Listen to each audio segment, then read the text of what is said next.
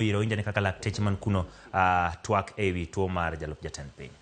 Is he likely to spend the night or more days in this facility? If you come with chest pain in any hospital in this country or in the world, you will be held captive for at least 24, 72 hours to rule out serious issues. I'm sure you guys read a lot. Stress can cause heart problems, we know that, and the DP is definitely out of stress. I'm sure you've heard about something called Takotsubo syndrome, the broken heart syndrome, all those things that can cause severe heart problem.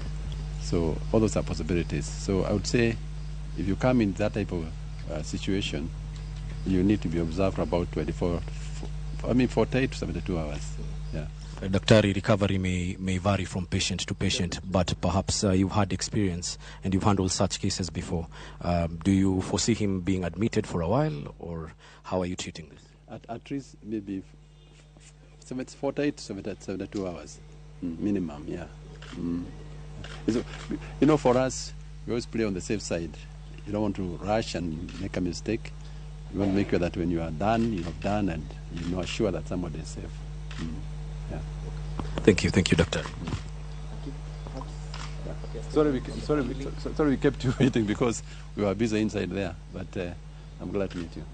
Yeah. So, are we likely to see them coming out short now that they're in a stable condition?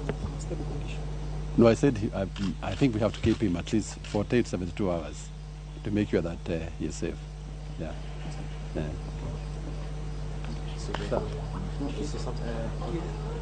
Daktari, if you're a doctor. Okay.